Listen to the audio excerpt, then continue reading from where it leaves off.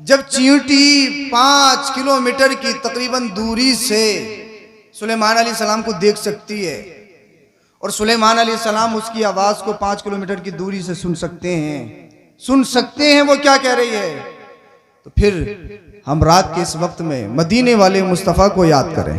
बोलिए बोलिए, आमिना के लाल को याद करें, सुभान अल्लाह सुभान अल्लाह। अब्दुल्ला के लख्ते जिगर को याद करें। क्या मदीने वाले मुस्तफ़ा नहीं सुनेंगे? हमारा तो अकीदा है, तू जिंदा है वल्लाह, बेशक तू जिंदा है वल्लाह, मेरे चश्मे आलम से छुप जाने वाले और कोई गैब क्या तुमसे निहा हो भला, जब ना खुदा ही छुपा तुम पे करोड़ों दो। लेकिन कनेक्शन दिल से होना चाहिए, कनेक्शन दिल से होना चाहिए। हजरत ने तैयार कर दिया, मुझे मेहनत नहीं करनी पड़ेगी माशाल्लाह। हमारे सैफुल्लाह साहब ने, और भाई इनमें तो दम आना भी चाहिए। यहाँ दम नहीं आएगा तो फिर कहाँ आएगा? क्या बात है। बोलिए जरा, मैं समझ रहा हूँ आप कैसे सुनोगे। थोड़ी देर सुनाऊंगा, बात खत्म करूंगा इंशाल्लाह। हाँ, ये सब बहुत ज्यादा थके हुए हैं। ये नींदों के दिन है, नींद पूरी करने के दिन। ये तो सैफुल्लाह साहब की मोहब्बत है जो ये सब लोग तशरीफ लाएं। ये सब बड़े बड़े जलसों में जाने वाले हैं, जितने भी यहाँ पर बैठे हैं। हाँ, हम तो आ ही जाते हैं और आ गए, लेकिन ये सब लोग, ये सब सैफुल्लाह साहब की मोहब्बत में आए। अल्लाह कबूल फरमाए, आमीन। अल्लाह पाक कबूल फरमाए। आप जितनी तशरीफ रखते हैं मौला सबके इकबाल में बुलंदियां अता फरमाए। अच्छा, आइए अर्ज़ो मारूफ से पेशतर मोहब्बत के साथ दरूद शरीफ पढ़ें। अल्लाहुम्मा सल्ली अला सय्यदिना व मौलाना मुहम्मदिन व बारिक व सल्लिम सल्लु अलैहि सलातन व सलामुन अलैका या रसूलल्लाह सल्लल्लाहु अलैहि वसल्लम। मेरे करम फरमा नक़ीब इजलास कोई तारुफ के मोहताज नहीं है। कौन नहीं जानता इनको, कौन नहीं जानता इनको? इनको सब जानते हैं माशाअल्लाह। अल्लाह इकबाल में बुलंदियां अता फरमाए और मौला साया दराज फरमाए।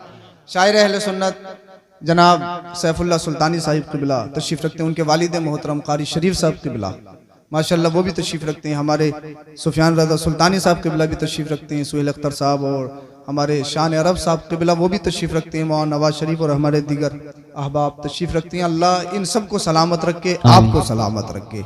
बस थोड़ी सी चंद बातें मुझे बतानी है और बात खत्म करूंगा। अल्लाह करीम कुरान में इरशाद फरमाता है, या अय्युहल्लज़ीना आमनू क़ू अनफुसकुम व अहलीकुम नारा वक़ूदुहा अन्नासु वल हिजारा। ईमान वालों, बचाओ अपने आप को और अपने घर वालों को जहन्नम की आग से। अकीके के ताल्लुक से, वो बर्थडे के ताल्लुक से प्रोग्राम है, हाँ, यौम विलादत।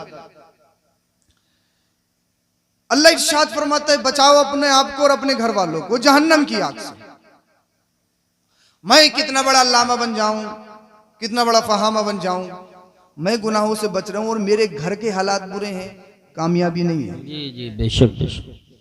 उससे आगे भी है। एक इंसान वो है जो दीन की तबलीग करता है, और एक शख्स है जो खलवत नशीनी है, जंगलों में रहता है, हमेशा अल्लाह अल्लाह नबी नबी का जिक्र करता है। उलमा फरमाते हैं अफजल वो है जो कौम में रह के दीन की तबलीग करता है। इसलिए खुद गुनाहों से बचना यही काफी नहीं है, जिम्मेदारी और अहम जरूरत यह है जहां इंसान अपने आप गुनाहों से बचे, अपने घर वालों को भी बचाए। बेशक। हजरत उमर फारूक आजम रज़ियल्लाहु ताला अन्हु अर्ज करते हैं, या रसूलल्लाह अपने घर वालों को कैसे बचाए? उनकी भी जिम्मेदारी है। इंसान खुद बच जाएगा, नमाज पढ़नी है, रोजा रखना है, हज करना है। ये रोजे के नाम से ऐसे मत देखो अब तो निकल गए, अब मुंह मत बनाओ रोजे वाला। रखे या नहीं रखे, रमजान में तो अगर रोजा नहीं भी रखा है तो मुंह तो बनाना ही पड़ेगा भाई, बाहर तो खानी नहीं है, मुंह तो बनाना ही पड़ेगा। अब तो कोई मामला थोड़ी, अब तो गया मामला। 1 साल तक न जाने कितने लोगों को अब आने वाला रमजान ये मिले, नसीब हो या ना हो। कितने लोग होंगे ऐसे हम में से जो आज हैं वो अगले साल हो या नहीं हो। मरना है, हर हाल में मरना है। हाँ, बाज ने तो एक ही पुड़िया में पूरा रमजान का महीना निकाल दिया, वो खत्म नहीं हुई है और रमजान का महीना खत्म हो गया। और 29 में चांद हजरत 2 मंजिले से देख रहा था, कहीं तारा भी अगर नजर आ गया ना, तारा, तो उसे भी चांद बनाने की कोशिश करता है। और औरतों की वो पोजीशन थी, वो हाल थे। मुरादाबाद और पाकबड़े के दुकानदारों ने बताया, बोले हजरत कई वाटर कूलर खत्म हो रहे हैं दिन में, कई रखे जा रहे थे। बोले क्या मतलब? बोले बुर्का ओढ़ के आ रही है, नकाब उठाया और पिया, बोतलें की बोतलें खाली हो रही हैं, वहीं बोले लेट मार रही हूँ, वहीं कपड़े। ये हकीकत बात है भाई। देखो खवातीन का मामला ये है, लॉकडाउन हर चीज पे है, खवातीन के शॉपिंग पे लॉकडाउन नहीं लगा।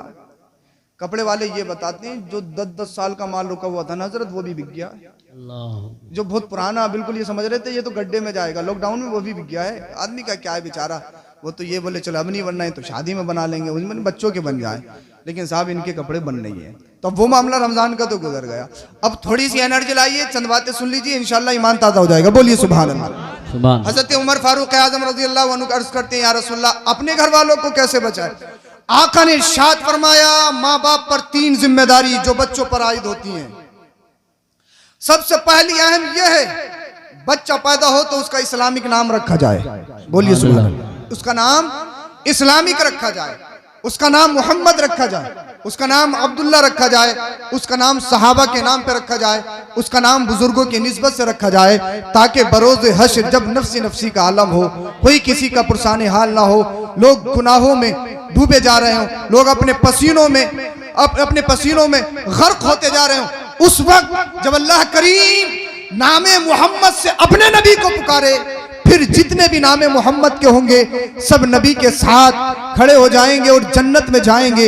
मेरा रब इरशाद फरमाएगा, हमने तो सिर्फ अपने हबीब को बुलाया है।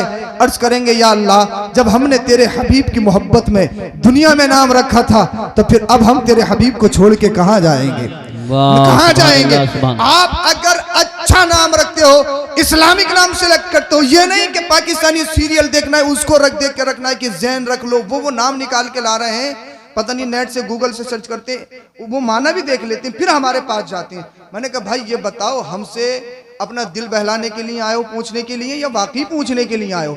तो 99% वो दिल बहलाने के लिए आते हैं कि नाम भी हो जाएगा, सैयद साहब ने या इमाम साहब ने रखा है, बाकी रखना उनको वही है जो उन्होंने पहले से सिलेक्ट किया है। अब हमें यह मतलब नहीं, सिर्फ नया होना चाहिए, नया हो, बस्ती में ना हो, रिश्तेदारी में ना हो। अल्लाह अल्लाह, अल्लाहु अकबर कबीरा, ये खुराफात, ये तरह तरह की परेशानियां। तो नाम आप ये मत देखो कि ये है ये नहीं, ये देखो कि ये शरीयत से मैच करता है या नहीं करता है, ये देखो ये शरीयत के मुताबिक है या नहीं। पहली जिम्मेदारी ये है कि बच्चे का अच्छा नाम, इस्लामिक नाम रखा जाए, और जब बच्चा थोड़ा बड़ा हो तो उसे दीनी तालीम सिखाई जाए। दूसरी जरूरी चीज ये है कि दीनी तालीम सिखाई जाए। गानों से काम नहीं चलेगा, गाने सिखा रहे हैं आप हैं? हर घर में मोटू पतलू है। मोटू पतलू जानते हैं? मोटू पतलू हर घर में, क्योंकि बच्चों की माएँ आधी से ज्यादा मोबाइल बन गया, बच्चा किसी से नहीं चुपे तो मोबाइल से चुपता है। मोटू पतलू लगा दो, ये लगा दो, वो लगा दो, हैं? हमारी माएँ खूब दिखाती हैं उन्हें मोटू पतलू। तो दूसरा क्या जिम्मेदारी? दूसरी जिम्मेदारी ये है कि बच्चों को दीन सिखाएं, बच्चों को तालीम दें। बच्चा अगर गलत करता है, बच्चा अगर जिहालत की तरफ जाता है, बच्चा अगर नाली से दूर है, बच्चा अगर गुमराही की तरफ जाता है, ये मत समझो कि हमसे नहीं पूछा जाएगा। बच्चा हाथों में कड़े पहनता है, बच्चा कानों में दुनिया पहनता है, बच्चा इधर की साइड उधर की साइड खाली करवाता है, बच्चा अपने बालों पे नाम रखवाता है, बच्चा शराब नोशी करता है, बच्चा अय्याशी करता है, बच्चा मक्कारी करता है। तो ये मत समझो हमारा मतलब नहीं है, बल्कि बरोज़ हश्र पूछा जाएगा। ये नहीं पूछा जाएगा कपड़ा कितने का पहनाया था, ये नहीं पूछा जाएगा कि लिबास कौन सा पहनाया था, ये नहीं पूछा जाएगा कौन से स्कूल में पढ़ाया था, ये पूछा जाएगा ये बता तूने बच्चे को दीन सिखाया था या नहीं सिखाया था, ये बता बच्चे को कुरान पढ़ाया था या नहीं पढ़ाया था। तो दूसरी जिम्मेदारी ये है, जहां बच्चे को दुनियादार बनाओ उससे पहले मदीने के ताजदार का गुलाम बनाओ, उससे पहले बच्चे को सच्चा पक्का आशिक रसूल बनाओ। नारे तकबीर, नारे रिसालत, नारे गौसियत, मसलके आला हजरत अल्लामा मुफ्ती सैयद अफरोज मियां साहिब किबला। जिम्मेदारी हमारी ये है। दूसरी जिम्मेदारी दीन सिखाना। बेशक हदीस पाक में भी आता है, जब बच्चा 7 साल का हो, मुरू औलादकुम बिस्सलाह, अपने बच्चों को नमाज का हुक्म दो जब 7 साल का हो जाए। बेशक ये 50 साल के खुद यही नहीं पढ़ते हैं तो बच्चे को क्या हुक्म देंगे, हैं? अब भी रमजानों में कुछ शैतान ऐसे थे कि अभी भी उन्होंने मस्जिद नहीं देखी, और ईद की नमाज में उस वक्त पहुंचे जब 1 रकात निकल गई। बड़ी जल्दी नमाज पढ़ा दी इमाम साहब, इतने ऐलान हो रहे हैं कई दिन से, इसको पता ही नहीं चला कि बड़ी जल्दी नमाज पढ़ा दी। अल्लाह अल्लाह, ये सारी चीजें हैं या नहीं है? ये वो लोग होते हैं जो जुम्मे में चप्पलों में आके बैठते हैं सबसे आखिर में, चप्पलों में। यार जुम्मे का मतलब क्या है, ईद का मतलब क्या है? क्या सिर्फ नमाज के टाइम जाओगे? भाई महल्ले की सारे लोग जुमे के दिन जमा होते हैं और शहर के सारे लोग ईदगाह में ईद के दिन जमा होते हैं, तो वहां से कुछ ना कुछ पैगाम जाना चाहिए कौम के लिए। यही तो मतलब है ना ईद का।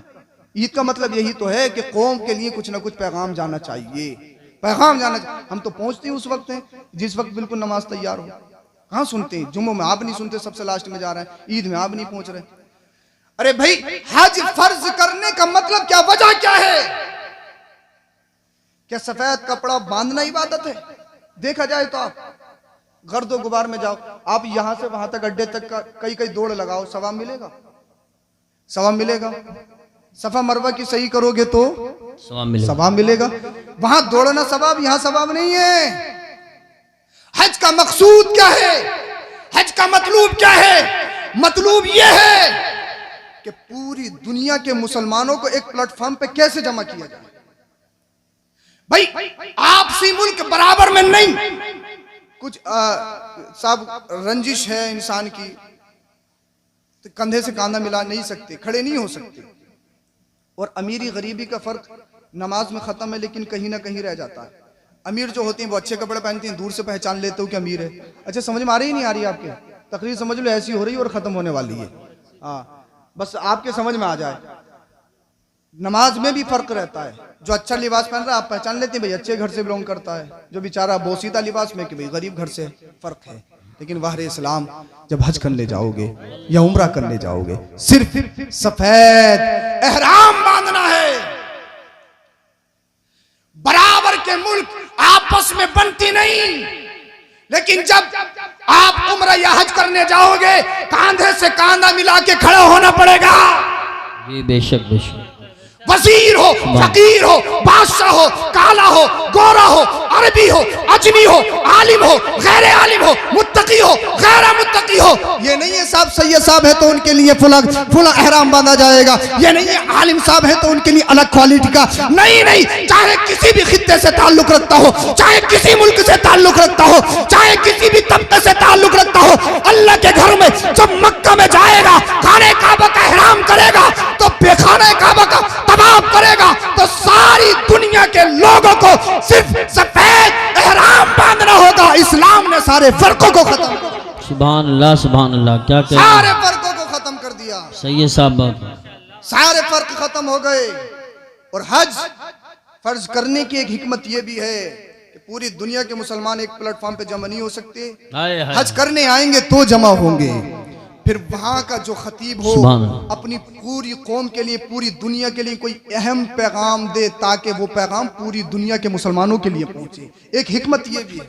हालांकि आज के दौर में उल्टा हो गया, वहां के खुतबा का हाल बुरा है, अल्लाह बेहतर फरमाए, हालात बहुत बुरे हैं। लेकिन एक हिकमत यह भी है कि सारी दुनिया के लोग इकट्ठा हों और उन मुसलमानों की ज़बोहाली के सबब क्या है, मुसलमानों के तरक्की के असबाब क्या होंगे, उनको बयान किया जाए। ये भी एक सबब है। जुमे में भी एक सबब ये है और ईद में भी एक सबब ये है, हज में भी एक सबब ये है। तो मतलब ये है, जरूरी ये है कि अपने बच्चों को दीन की तालीम सिखाओ। जब तुम अपने बच्चों को दीन की तालीम दोगे, जब तुम अपने बच्चों को सही रास्ते पे लाओगे, तो समझ लेना तुम्हारे बच्चे जब नेकियां करेंगे, जब मरने वाला मर जाएगा, अल्लाह के रसूल ने इरशाद फरमाया, इज़ा मातल इंसान इनक़ता अमलुहु इल्ला मिन सलात मिन सदक़तिन जारिया औ वलदिन सालिहिन।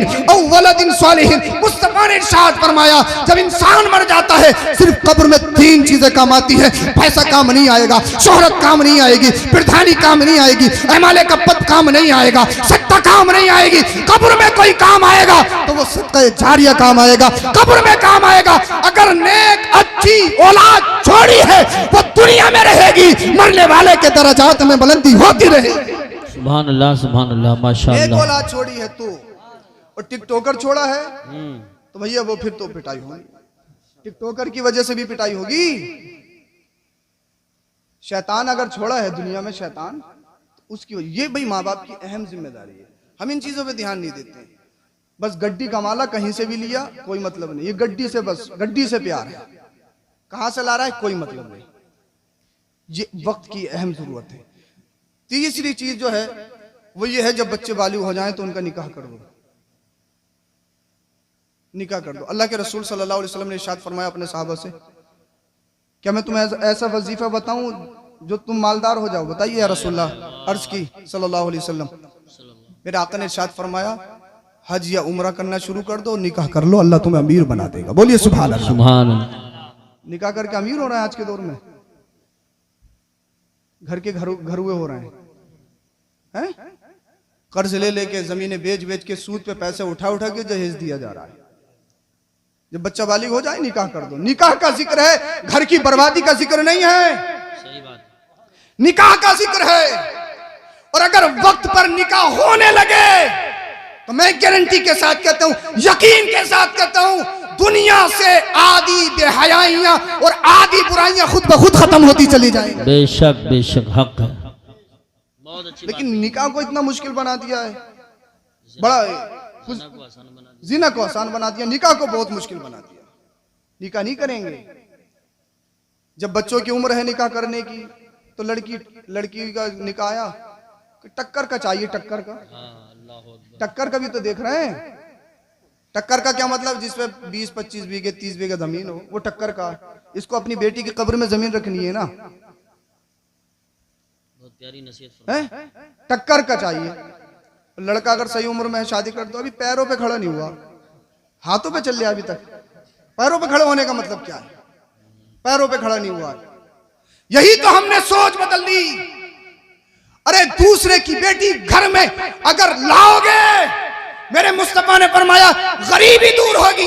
सही तरीके से, सुन्नत तरीके से लाके तो देखो, जब बेटी घर में आती है अल्लाह की रहमतों का नुज़ूल होता है, अल्लाह की रहमतें आती है, उस रहमत से घर की गरीबी भी दूर होती है और ऐसे भी खलल भी दूर होते हुए नजर आते हैं। बेशक सुभान अल्लाह, वाह वाह वाह। लेकिन सुन्नत के और सही और इस्लाम के तरीके से होना चाहिए, इस्लाम के अकॉर्डिंग होना चाहिए।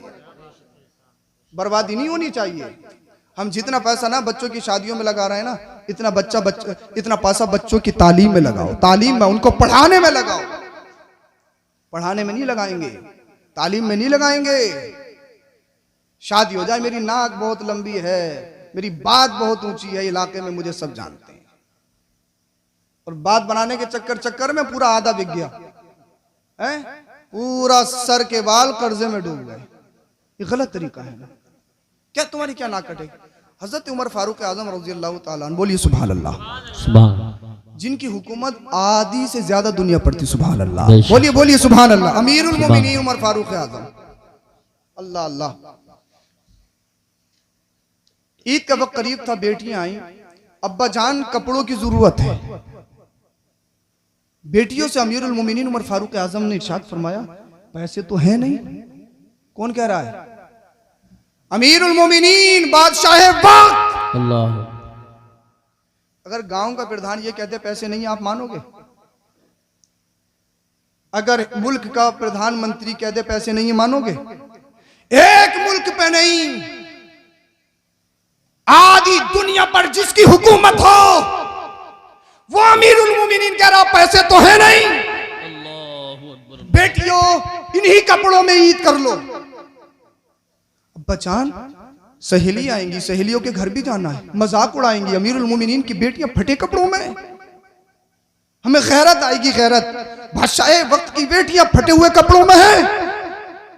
बैतुल माल का जो खाजिन था, आपने उसको बुलाया, इरशाद फरमाया, ईद आने वाली है, मुझे बेटियों के कपड़े बनाने हैं, ऐसा करो आने वाले महीने की मुझे सैलरी दे दो, पेश की मुझे वो सैलरी मुझे दे दीजिए। अब खाजिन देखिए कैसा था, बोलिए सुभान अल्लाह, सुभान अल्लाह। खाजिन ने कहा, जुमला दे रहा हूं, जरा नोट कर। खाजिन ने कहा, हुजूर कागज पे लिख दो 1 महीने तक जिंदा रहोगे। क्या बात है, समझ में नहीं आया क्या? बोलिए, समझ में आया तो बोलिए। बहुत अच्छा। कागज पे लिख दो जिंदा रहोगे। आंखों में आंसू आ गए, रोने लगे। अमीरुल मोमिनीन उमर फारूक आजम ने इरशाद फरमाया, ये लिख तो नहीं सकता, मौत तो जब आएगी, फइज़ा जाअ अजलुहुम ला यस्तअखिरून साअतन वला यस्तक़दिमून। जब मौत का फरिश्ता आता है, न एक लम्हा पहले आ सकती है मौत, न एक लम्हा बाद में आएगी। ये तो नहीं लिख सकता 1 महीने तक जिंदा रहूंगा। तो उस खाजिन ने कहा था, जब आपको ये यकीन नहीं है तो फिर 1 महीना पहले की तनख्वाह क्यों ले रहे हो? 1 महीना पहले का वजीफा क्यों ले रहे हो? अल्लाह अल्लाह।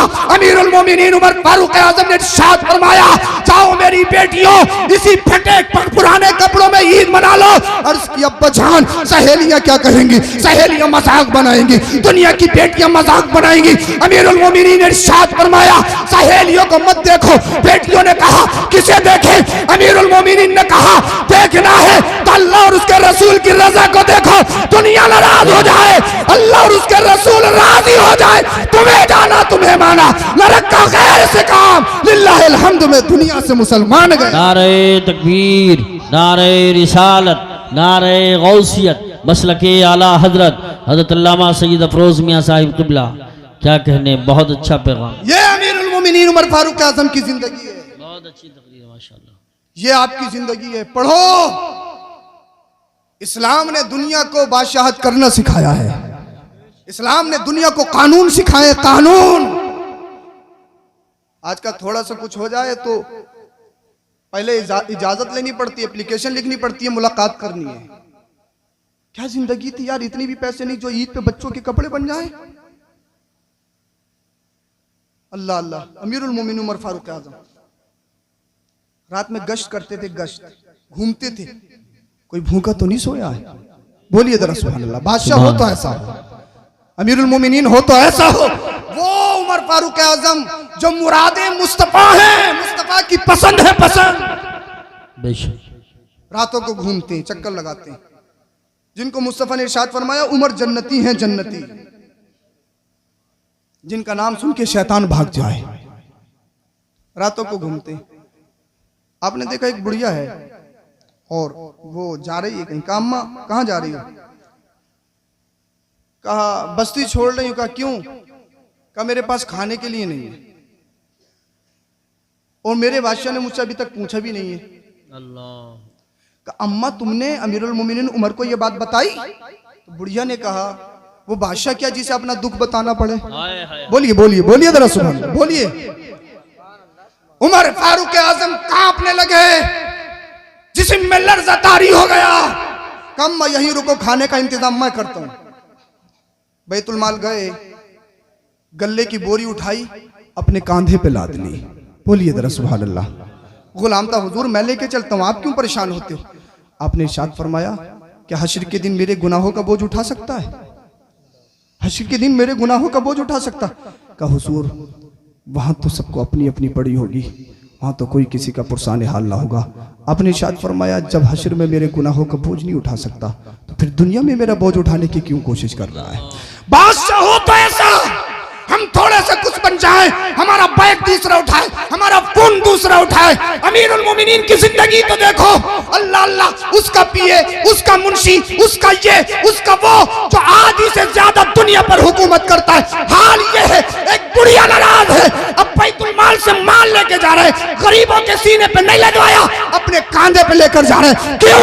इसलिए बुढ़िया नाराज नहीं होना चाहिए। अगर बुढ़िया नाराज हो गई मेरा रब नाराज हो जाएगा, रसूलुल्लाह नाराज हो जाएंगे। अपनी फिक्र नहीं, फिक्र है तो अल्लाह और उसके रसूल की रजा की फिक्र है। सुभान अल्लाह, सुभान अल्लाह, बहुत खूब। लाए बुढ़िया के कदमों में रख दिया, कहा अम्मा मत जाना, बड़ी दुआएं दी बेटा, तुम कितने अच्छे हो, बादशाह को तो तुम्हारी तरह होना चाहिए। कितने अच्छे हो, बादशाह को तो तुम्हारी तरह होना चाहिए। सारा मामला हुआ। हजरत उमर फारूक आजम रजी अल्लाह तआला अन्हु ने इरशाद फरमाया अब मेरी बूढ़ी माँ ऐसा करो, अमीरुल मोमिनीन को माफ कर दो। कहा माफ नहीं करूंगी, अल्लाह के रसूल से जाके कब्र में शिकायत करूंगी। अल्लाह अल्लाह। हजरत उमर फारूक आजम कांपने लगे। रसूलुल्लाह से शिकायत, ये तो बहुत बड़ी चीज है। कहा नहीं अम्मा, मैं कैसा हूं? कहा बेटा आप तो बहुत अच्छे हो, आप तो बहुत अच्छे हो। कहा मेरी वजह से उस अमीरुल मोमिनीन को माफ कर दो। कहा बेटा जब इतना कहते हो ना तो मैंने तुम्हारी वजह से अमीरुल मोमिनीन उमर को माफ कर दिया। कहा अम्मा माफ कर दिया? कर दिया। आपने एक पर्चा निकाला, कलम दिया, अम्मा इस पे सिग्नेचर और कर दो, दस्तखत कर दो कि मैंने माफ कर दिया। आपने एक लेटर लिखा, कदमों में बैठे अमीरुल मोमिनीन, बुढ़िया के कदमों में कौन? एक मुल्क का बादशाह नहीं, याद रखो, अमीरुल मोमिनीन, गांव का प्रधान नहीं, जिला पंचायत सदस्य नहीं, विधायक नहीं, अल्लाह अल्लाह, वो अमीरुल मोमिनीन उमर फारूक आजम जो मेरे मुस्तफा की पसंद है, जो अशरा मुबश्शरा में है, जो खलीफा दोम है। जो मुस्तफ़ा करीम सल्लल्लाहु अलैहि वसल्लम के मुशीर हैं, कदमों में बैठी एक बुढ़िया की, अम्मा माफ कर दो और दस्तखत कर दो। इतने में मौला कायनात हजरत अली रज़ियल्लाहु ताला अन्हु और एक और सिहाबी साथ में आए। कहा अमीरुल मोमिनीन उमर फारूक आजम बुढ़िया की कदमों में बैठे हो, क्या मामला है? जब बुढ़िया ने इतना सुना रोने लगी, खड़ी हो गई। आप ही अमीरुल मोमिनीन हो, आप ही उमर फारूक आजम। हाथ जोड़ने लगी, खुदा का वास्ता मुझे माफ कर दो, मुझे मालूम नहीं था आप ही अमीरुल मोमिनीन हो। उमर फारूक आजम ने इरशाद फरमाया, बूढ़ी माँ नहीं नहीं, तुम्हें दस्तखत करने पड़ेंगे, तुमने मुझसे वादा किया है, अब तुम अपने वादे से इन्हाफ नहीं करोगी। अल्लाह अल्लाह, उमर फारूक आजम वक्त का बादशाह, ये परवाह नहीं है कि दुनिया वाले क्या कहेंगे, ये परवाह नहीं है लोग क्या कहेंगे। उमर एक बुढ़िया के कदमों में बैठा था, ये परवाह नहीं है कि मेरी नाक जाएगी, ये परवाह नहीं है मेरी इंसल्ट हो जाएगी, ये परवाह नहीं है मेरी बेइज्जती हो जाएगी। कदमों में बैठे हैं, कहा ए मेरी बूढ़ी माँ, जब तक नहीं उठूंगा, जब तक माफ नहीं करोगी, जब तक दस्तखत नहीं करोगी। अल्लाह अल्लाह रोने लगे। उमर फारूक आजम, बुढ़िया भी रो रही है। उमर फारूक आजम ने बहुत ज्यादा इसरार किया, करने के बाद में उस बूढ़ी माँ ने दस्तखत भी कर दिए। फिर हजरत उमर फारूक आजम ने उस पर्चे को लिया, पर्चा लेने के बाद में वसीयत कर दी, जब मैं मर जाऊं तो मेरे कफन में इस पर्चे को रख देना। पूछा क्यों? अल्लाह अल्लाह बताया, जब मुस्तफा करीम सल्लल्लाहु अलैहि वसल्लम कब्र में तशरीफ लाएंगे, मुझसे सवाल करेंगे, उमर बता दुनिया से क्या लाया है? उमर ये नहीं कहेगा नमाज़ें लाया हो, उमर ये नहीं कहेगा रोजे लाया हो, उमर ये नहीं कहेगा हज लाया हो, उमर ये नहीं कहेगा इबादत लाया हो, सजदा लाया हो, रुकू क़याम लाया हो।